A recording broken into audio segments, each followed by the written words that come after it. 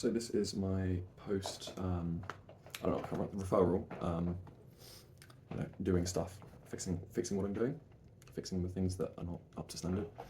So currently we're on the drum miking blog, and I have some posts about it. I've only got posts on it at the moment because the notes I've got these notes here, which doesn't look very professional, so yeah, but what I'm hoping to do here in this video is explain the photos that are already on here, while also making sense of what's on here.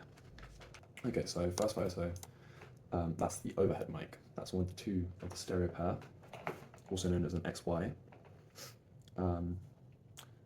So the one here is a small diaphragm condenser mic, and what normally happens with the XY,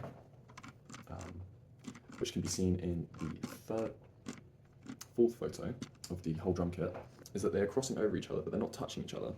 The reason this is done is to reduce phase, but then also the interference of anything that's touching something, like a microphone, is very sensitive. So if you've got these two microphones touching, they'll start vibrating off each other and creating more noise and sound, which you don't want. You don't want any kind of interference. You want minimal interference, which is why, a condenser mic is quite good, because it's higher sound quality, because it requires power, it has a balanced connection. The XLR has a balanced connection, but the reason that a condenser is good is because it has a much more reactive diaphragm. Because it's been, it's got an active system. It has much more. It picks up much more sound. It's much more like a studio microphone compared to a dynamic, in a sense of condensers just have that bit higher sound quality in general. Obviously, high-end mics, they're gonna be.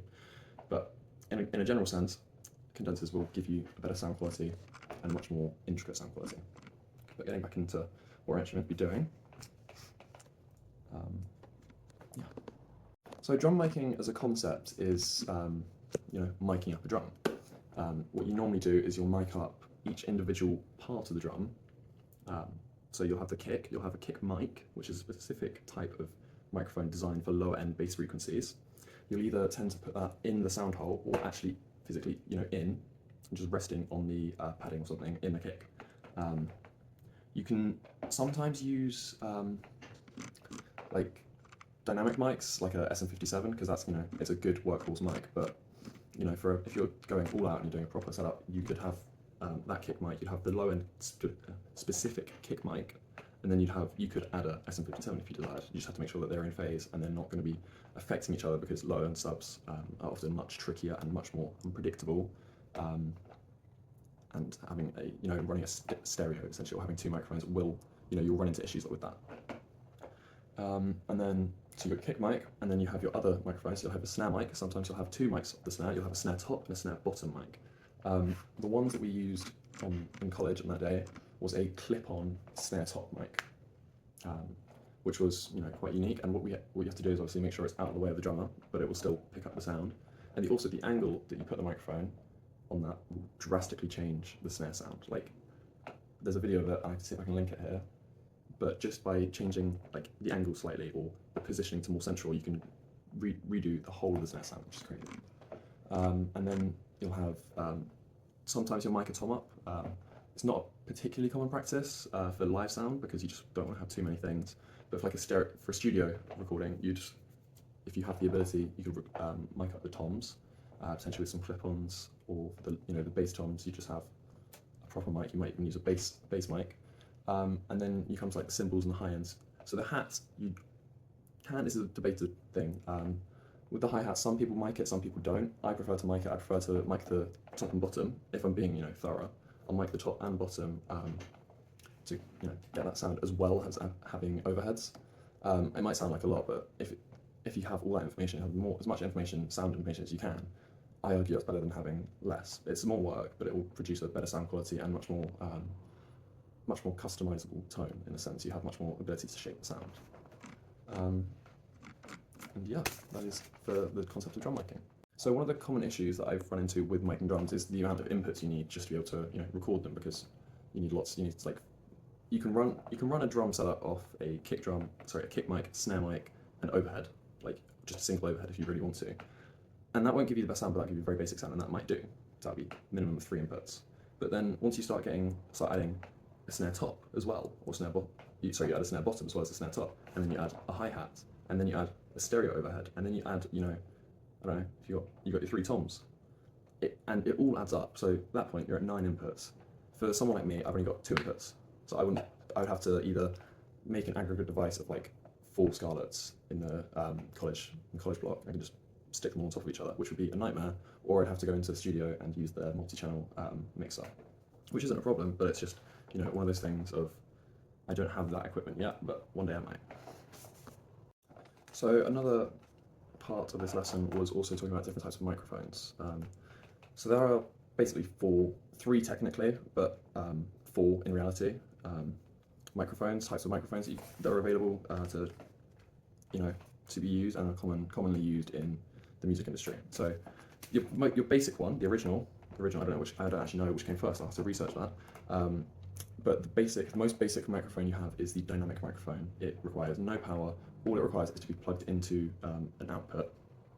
So you could run it directly into a PA system, which is what I have done before, not for music, but for like event stuff. Yeah. One of the benefits of the dynamic mic is that it's very simple, it's very easy to use, there are very few parts to it, so it's often quite robust. Like an SM57, you can't really break those things, you know? You can throw them, you can run them over with a car probably, and they'll be fine. Because they're just very simple, they're just, you know, diaphragm, microphone, you know, nothing too complex, very user-friendly. So generally speaking, they'll be a bit more hard-wearing and just last a bit longer. Obviously, you know, if you take right care of everything will last a while, but you know, dynamics are generally known to be a bit more, they can take a beating. And then the next type of microphones you have is a condenser microphone. This requires 48-volt power, so phantom power, to run it. There are 2 types of it, so 2 subtypes, which kind of is the category of the 4. You have a small and a large diaphragm condenser.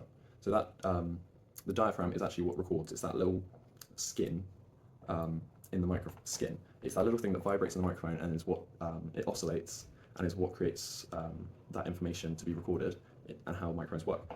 And you know, you have a small diaphragm or a large diaphragm in the sense of literal size. Small diaphragms will have a bit more, you know, for focus sound. They'll have, you know, the direction they're pointing. They'll be much more precise, you know. But a large one will pick up a wider range of frequencies and a wider range of the sound in the area. These are quite good for like studio recordings and high fidelity recordings. If you are trying to, you know, go for peak sound quality, they generally pick up a greater range of frequencies and have a better frequency range and reactivity than a dynamic, but just purely because of that active system, and it gives them that power to pick up more frequencies and, you know, just work harder, you know. And then your 4th and final microphone type is the ribbon. This is the OG. It's incredibly expensive. Most of them are all, you know, incredibly expensive. They're a unique cult classic, I'd say, cult favorite.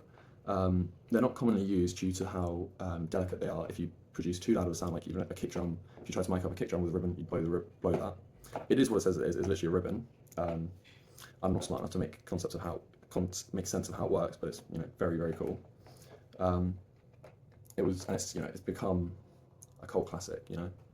It's a very specific microphone, and it became very popular, I think, around the time like the Beatles and stuff.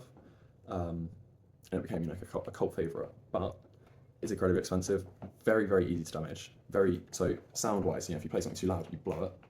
But even otherwise, like, you drop it, and it almost certainly will be damaged. These things are very high maintenance and are probably used mostly in like high-end studios sparingly. Like, they're not going to be something you use unless you've got a specific reason for using it, because just of how expensive it is and how much easier it would be to use other microphones.